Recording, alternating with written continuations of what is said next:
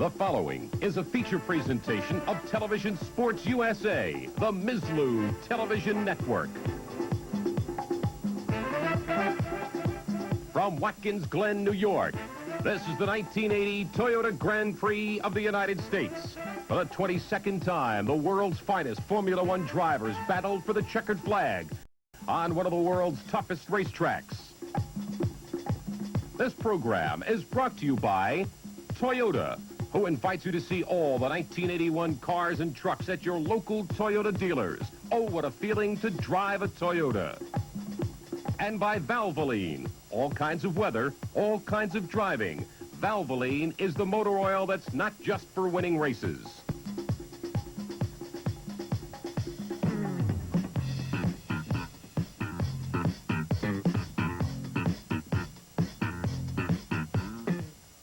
Hi, everybody, from Watkins, Glen, New York.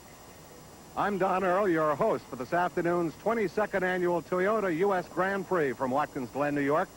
This would have been the final race, is the final race, but would have been the run for the World Drivers' Championship had not Alan Jones nailed that down in the Canadian Grand Prix up in Quebec. However, there's a lot of stories this afternoon as over 70,000 fans are on hand on a cool autumn day to view the running of this afternoon's Grand Prix from Watkins Glen. And to tell us about some of those other stories in this afternoon's race is Anthony Marsh, International Grand Prix race announcer. And Anthony, Alan Jones is this year's 1980 championship driver, but a lot of other stories are unfolding in the pits for this afternoon's race. Yeah, the big story, of course, is Bruno Giacomelli on the pole for the first time in his career. This young Italian has been steadily developing his own driving in the Marlboro Alfa Romeo car, and at last they've got it on the pole, the biggest thing that's happened to them. And the other thing is Nelson Piquet, who so nearly got the World Championship. He just lost out in Canada last week, but he's on the front row alongside Bruno Giacomelli, and he so wants to win this race. If he couldn't have the championship, at least he'd like to win the last race in the series. But Alan Jones wants to crown his championship with a win here. He's on the third row, but I've seen Alan win from further back than that. So I think those are the things to watch for especially. Okay, and we'll be talking with Anthony Marsh, and he'll be talking with drivers later on in the show. And right now, let's go to Paul Mann, who'll be calling all of the exciting racing action from Watkins Glen. Thank you, Don. We've got 24 cars going into the Toyota Grand Prix of the United States this afternoon. The race will be 200 miles long, 59 laps of this 3.37-mile circuit. 11 turns to the lap, many changes of gear, a very difficult course for the best Grand Prix drivers. Jochen Mass of West Germany, winner of the 1975 Spanish Grand Prix. Jody Scheckter of South Africa, 1979 world champion and retiring after this race. Derek Daly of Dublin, Ireland, former Formula 3 champion, looking for his first Grand Prix victory. Jean-Pierre Jarier of France, driving in Formula 1 since 1971, a record holder here at Watkins Glen. Emerson Fittipaldi of Brazil, a two-time world champion, former Grand Prix winner here at the Glen. Riccardo Patrese of Italy, former Formula 3 European champion, only 26 years old. Eddie Cheever, American, 22 years old, driving in Formula 1 for the first year this year. Very quick. Gilles Villeneuve, French-Canadian, won here at the Glen last year in his Ferrari. Rupert Keegan, a British champion driver, has competed in Formula 1 since 1977. Kiki Rosberg from Finland, third in Argentina, fifth at Italy this year. Very fast. Alain Prost of France, withdrawing today because of a practice injury. He'll be replaced by Dutchman Jan Lammers. Jacques-Henri Lafitte from France, winner of the 1980 German Grand Prix at Hockenheim. Mario Andretti, 1978 world champion, only the second American ever to win the championship, now 40 years old. Andrea De Cesaris of Italy. This is only his second Grand Prix, qualified 10th. John Watson, Irishman, 34 years old, sixth at Watkins Glen last year. Hector Rabate of Mexico, sixth at the Canadian Grand Prix in Montreal. Didier Pironi of France, winner of the 1980 Belgian Grand Prix and third here at the Glen last year. Alan Jones, the new 1980 world champion from Australia, winner of 4 Grand Prix this year. René Arnoux of France, driving the only turbocharged car in this race, winner of 2 Grand Prix in the Renault Elf. Carlos Reutemann of Argentina, 2-time Glen Grand Prix winner, won Monaco this year. Elio De Angelis of Italy, teammate to Mario Andretti in the Lotus team. Nelson Piquet of Brazil, nearly world champion this year, won 3 Grand Prix. And finally, Bruno Giacomelli of Italy, fastest qualifier here at the Glen for the first time in his career. And there's Jan Lammers in the number 14 Unipart Enzyme, making his way toward the rear of the grid. As we said, he'll replace Alain Prost. You saw the guard starting gantry. There's Giacomelli. The field is away. Giacomelli darting to his left to position himself for the first 90-degree right-hander. Piquet right behind him. There's a lot of jostling in the back, a lot of dust being thrown up. And Alan Jones has gone off on the right-hand side of the circuit, as have Andrea De Cesaris and René Arnoux. Giacomelli quickly taking the lead as they flash through the chicane. Jones, who started from 5th position, has now fallen back to 14th place. There's the leader, Giacomelli. Second is Nelson Piquet in number 5. Here come your leaders, Giacomelli and Piquet. Giacomelli in the number 23, Marlboro Alfa Romeo. Nelson Piquet right behind him in the number 5, Parmalat Brabham. Bad luck for Alan Jones in the first turn in the 90 as he skated off the track, and that may have damaged his skirts. He may not be able to continue in the race. We'll have to wait and see. In any case, he's got a long drive ahead of him if the car is undamaged. Giacomelli getting off to a splendid start, although he overshot the line just a little bit. Piquet suffered from wheel spin. There they are, 1 and 2. Giacomelli leading in number 23. This is the first time that this Italian driver has led a Grand Prix. Starting from pole position, he qualified at a time of just over 1 minute and 33 seconds. This race will be just under, I should say, 200 miles. Giacomelli clipping the verge there, completing the first lap. Second is Nelson Piquet. Third is Carlos Reutemann in number 28. He's the teammate of Alan Jones in the Saudi Leyland Williams. Fourth is Didier Pironi in number 25. Fifth is Elio De Angelis in number 12. Sixth is Rebacke in number 6. Seventh is Watson in number 7. In 8th is Jacques Lafitte. 9th is Mario Andretti. Here again is your leader, Bruno Giacomelli, in the V12 Alfa Romeo. This is the first time this car has led a race. Bruno paying tribute to his tragically killed teammate Patrick Depailler in the German Grand Prix this year. The leader's already drawing away. Giacomelli and Nelson Piquet. Piquet looking for his 4th Grand Prix victory of this 1980 season. He just barely lost the championship in Canada at Montreal. Along this straightaway now, the speeds are getting up to 170 miles an hour. These cars are particularly fast in the corners. Very, very fast cornering speeds because of their aerodynamic ground effects. They maintain a vacuum underneath the car, and that makes them very fast through the turns. A crowd of 70,000 watching this race. Giacomelli leading it beautifully, hasn't made a mistake yet. Very difficult for a new driver to lead a Grand Prix for the first time, and especially when he's being harried by someone as experienced as Nelson Piquet. The weather here at Watkins Glen is cool, overcast, perfect racing weather. Giacomelli now in his 3rd lap, nipping through the chicane. A tight right-left, a choke point to slow the cars down before they head on the straightaway. This straightaway is a 2% grade uphill, about 2/3 of a mile long. Giacomelli and Piquet pulling away from the field. Reutemann is still 3rd, Pironi 4th, De Angelis 5th, Rebacke 6th, Watson 7th, Lafitte 8th, Andretti 9th, Keegan is 10th. Alan Jones has moved up into 9th. Alan Jones has moved from 14th to 9th place. So apparently Jones' car was not damaged when he skated off turn 1 at the start of the race. We may see a tigering drive now from Alan Jones as he tries to regain the distance he lost when he got involved in a melee at the beginning of the event. Here's the leader, Bruno Giacomelli, 27 years old, born 10 September 1952. This is the first time he's even led a Grand Prix, much less won one. He's still being followed very closely by Piquet, but Piquet is watching and waiting. He's not really pushing hard on Bruno Giacomelli. We'll be back with more racing from the Glen after this timeout. Paul Mann back to the action here at the Glen. There you see the Marlboro Alfa Romeo of Andrea de Cesaris of Italy.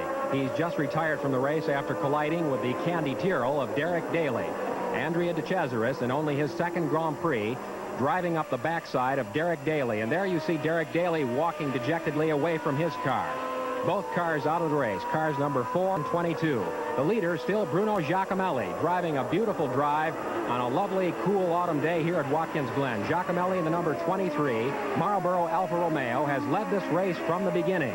Second is Nelson Piquet in number 5. Giacomelli, an Italian, leading his Grand Prix for the first time. This is the first time he's led a Grand Prix, the first time that he started from pole position. There you see the Candy Tyrrell of Jean-Pierre Jarier, number 3, in the pits with spark box problems.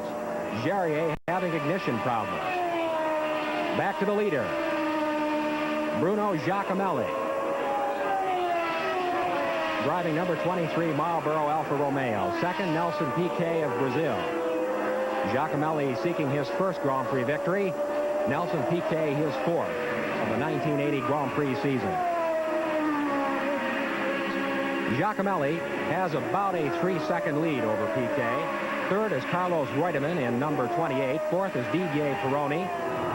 Pironi driving a Ligier Giton. Fifth is Elio De Angelis in a Lotus. Sixth, John Watson in a McLaren. Seventh, Alan Jones. Alan Jones driving up through the field, having fallen back to 14th place after a first turn incident, and he's climbing steadily and almost certainly will be threatening for the lead. It will be interesting to see if Alan Jones can fight his way back up to behind Bruno Giacomelli.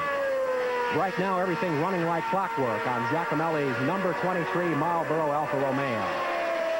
Giacomelli drove in Formula 3 racing before he came to Formula 1. He made his Formula 1 debut in 1978 for McLaren in the British Grand Prix, where he finished 7th. He drove this Alfa Romeo car at the end of 1979 in its debut with a V12 engine. He did not finish here at the Glen last year because of a first lap accident. So far, he's been driving away from the field with the exception of Nelson Piquet of Brazil. Giacomelli captured pole time with 1 minute 33.29 seconds, 130.315 miles per hour. A new race record here at Watkins Glen, and he accomplished that feat in spite of the fact that there are 13 new patches of track, new patches of tarmac on this 3.37 mile circuit. So in some places it's very smooth and very slippery. Nevertheless, Bruno Giacomelli has set a new lap record and has led this race from the beginning.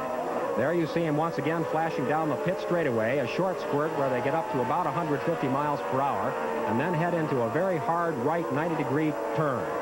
There you see the third place car, Carlos Reutemann. Fourth is Didier Pironi. Fifth, Elio De Angelis. There's Pironi, followed by De Angelis. Rene Arnoux, number 16 Renault, is also having a great afternoon. He fell back after that first turn incident as well. He's driven from 20th to 14th place in just 10 laps. There you see Piquet lapping Jarrier's Candy Tyrrell. Candy is an Italian domestic appliance manufacturer. Reutemann getting by him now. Jarier, as we said, has been having ignition problems. Bruno Giacomelli still leading, going through the anvil. One of the more difficult parts of the course. In this natural amphitheater, excellent for spectating, as the cars double back on themselves. Nelson Piquet there, the number 5 Parmalat Brabham. Parmalat, not the name of the car. Parmalat, an Italian dairy products manufacturer. The car is a Brabham, an English-made car. There's number 6, Hector Rabaque in the pits. He's got an engine problem. He's also had some tire changes today. Bruno Giacomelli, leading the 1980 Toyota Grand Prix of the United States. He's led it since lap 1. No one else at this point is threatening him, although should he have problems, Nelson Piquet is lying in wait at number 5. Alan Jones still moving up through the field. Jones was 9th on lap 3, 8th on lap 4. 8th on lap 8. He's jockeying now with John Watson for 7th position. Giacomelli with about a 4.5-second lead. And there you see Riccardo Patrese, who has crashed into the catch fencing. Patrese is trapped in his number 29 Vorsteiner Arrows. He's trying desperately to get out of the car as a marshal cuts him out. The drivers ask for the catch fencing as a safety measure to slow the cars down when they leave the track, but sometimes they get wound up in this chicken wire-like catch fencing. Riccardo Patrese still trapped in his number 29 Vorsteiner Arrows. There you see the 2nd and 3rd place cars, Nelson Piquet and Carlos Reutemann, lapping Emerson Fittipaldi. Piquet and Reutemann, I beg your pardon, they lap Kiki Rosberg in the number 21 Skoll Fittipaldi. That's the 2nd place car, number 5, Nelson Piquet. A battle going on for 2nd place. Reutemann closing hard on Piquet. Reutemann would like to earn his 3rd Grand Prix victory here at Watkins Glen. He won here in 1978 for Ferrari and 1974 for Brabham. And Riccardo Patrese is out of his car. Patrese is out of his car. More racing from the Glen after this timeout. Oh, Chester, a lady in my condition would like an automatic. A bank account in our condition needs high gas mileage. Introducing a car. Glen, you just saw Nelson Piquet flash by your screen, chased heavily by Carlos Reutemann and Didier Pironi. A great battle going on for places 2nd through 5. Alan Jones has moved up through the field. He's now 5th behind Didier Pironi, and Piquet has spun out. Piquet in 2nd place has spun out and crashed into the catch fencing on turn 1. This has been a bad day for drivers in turn 1. Nelson Piquet in 2nd place, looking for his 4th Grand Prix victory, has retired involuntarily after spinning out in the 1st turn. He's about 5 seconds behind the leader, Bruno Giacomelli, in the Marlboro Alfa Romeo. Getting a little sideways there on that turn, recovering quickly. Alan Jones has won 4 Grand Prix this year. He wants to make the U.S. Grand Prix 5. Can he catch Bruno Giacomelli? There's the leader, Bruno Giacomelli. Can Alan Jones catch this car? The number 23 Marlboro Alfa Romeo. Remember that the Marlboro Alfa Romeo is a heavier car. Alan Jones's car, the Saudi Leyland Williams, is much lighter. In fact, it's considered to be the lightest car in Grand Prix racing these days, with a possible exception of the Parmalat Brabham, which you saw Nelson Piquet spin out just a couple of laps ago. Giacomelli running a V12 engine. Alan Jones running a V8 engine. Alfa Romeo makes its own engine. Alan Jones is running a V8 Cosworth Ford. A Ford block prepared by a British concern called Cosworth. And Giacomelli is slowing dramatically. Giacomelli is pulling off. Giacomelli in the anvil has come to grief on the 31st lap. He's in the middle of his 32nd lap. He's going slower and slower. He appears to be coasting downhill now, and Alan Jones will take the lead. Heartbreak time for Bruno Giacomelli, retiring after 31.5 laps. And it appears he has no chance to rejoin the race. He's retired about half distance from the pits. It would be impossible for him to push back. He's lost too much time. And here we see our leaders, 1 and 2, the Saudi Leylands of Alan Jones and Carlos Reutemann, about to lap Rupert Keegan in car number 50. Once again, the Saudi Leyland Williams cars are running 1-2 in a Grand Prix. Keegan getting off into the dirt. Jones moving sharply and briskly to the right to lap this back marker. Rupert Keegan lying 10th. Sandwiched between the Saudi Leylands. So, a tremendous reversal in fortunes for Bruno Giacomelli. Alan Jones very, very lucky not to have damaged his car in that first turn excursion. There you see a very disappointed Giacomelli looking at the engine of his car, throwing his head back in disappointment. There's the leader, Alan Jones. Lady Luck is with him today, the number 27 Saudi Leyland.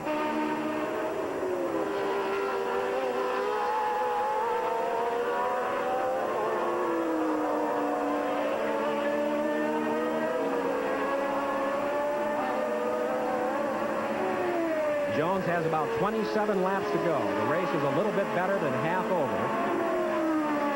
Alan Jones has the lead. Here he's lapping Gilles Villeneuve, the French-Canadian driver in the red Ferrari. Jones lapping the back cars very swiftly with no problem. Villeneuve, the winner here last year, in a car that's been much slower during the 1980 season.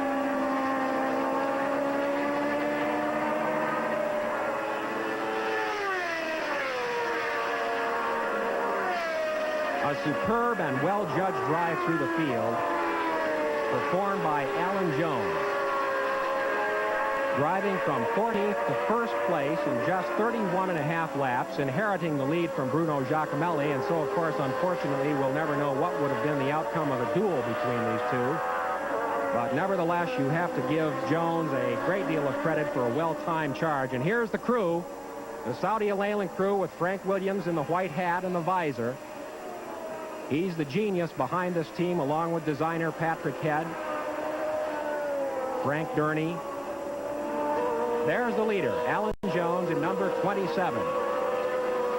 Sponsored by Saudi Airlines and the British manufacturing company Leyland. The leader is Alan Jones. Second is Carlos Reutemann. We'll have more racing from the Glen after this timeout.